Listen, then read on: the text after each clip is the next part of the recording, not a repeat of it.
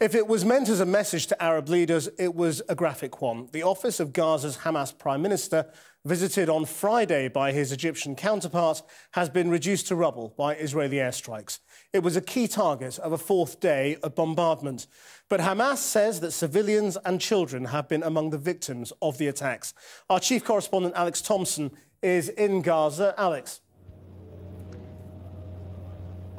Yes, as you might expect, frantic efforts to try and find a diplomatic way out of this, particularly amongst Arab nations. But the feeling there, as around the world, is pretty basic. There's only one nation on the planet that can perhaps stop Israel if it is hell-bent on a ground invasion. That's the US. It isn't going to happen in all likelihood. That leaves a day like today relatively quiet, but still 200 attacks on the Gaza Strip. We've been filming in a number of places, including the city hospital, so some viewers might find some of the images in this report distressing. Gaza City just before dawn. Whatever Israel defines as a target, it says it's now hit almost 900 here in 4 days. Israeli military video shows the Prime Minister's office destined for destruction. Nobody was there. With the sound of Israeli drones overhead and the smouldering ruins, this was where Hamas officials met the Egyptian Prime Minister just yesterday. And today they wanted to meet Tunisian officials in the same place. That is not going to happen. Phase 2, the Israelis said, was all about destroying Hamas official offices. It's well underway. You don't stay in any one place very long in Gaza. When you move fast through largely deserted streets. The smoke of the latest incoming attacks clearly visible.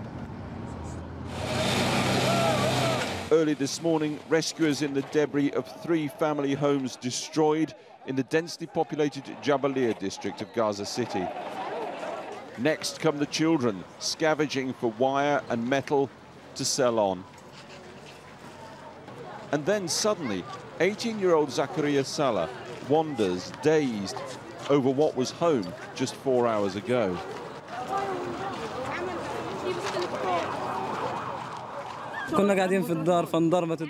We were sitting at home when it was hit.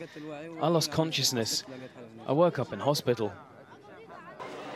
His father, a senior Hamas official, wasn't there. At least 30 people were in these houses and were injured, 5 of them small children. Like 2-year-old Lama, who had come to the house with her mum, Fatma, for a sleepover. I said, I'm okay, but I've got to check on my family and daughter. So I got into the ambulance and they brought me my daughter. She was covered in blood, but alive. I said, thank God.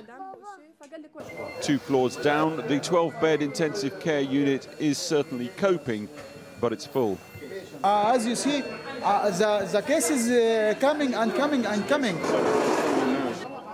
Feet away, they fight to preserve life. We receive 2 patient, infant patient, 11 months, burn, total burn 95%, and is still breathing. Burns. Yeah, still breathing, and within 1 hour it's died. And you can imagine, how do you feel? How do you feel? I take him and I cried. Outside the scrum as Tunisia's foreign minister tours the hospital, condemning the Israeli onslaught, but silent on the Hamas rockets.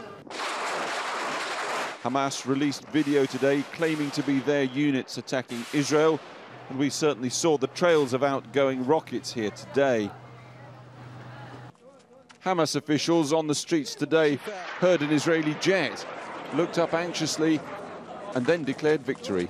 From here, amidst the rubble, we tell the Palestinian people, the Islamic and Arab nation, we are here to flash the victory sign. We are here to declare victory. But whoever claims victory here, Gaza's health minister, who's also a surgeon, had the latest statistics this morning. We have 39 people killed, most of them civilians, and we have about 370 people wounded. Figures which translate into this: another Gazan mother praying for another Gazan son. God help us, she whispers. Please keep him alive.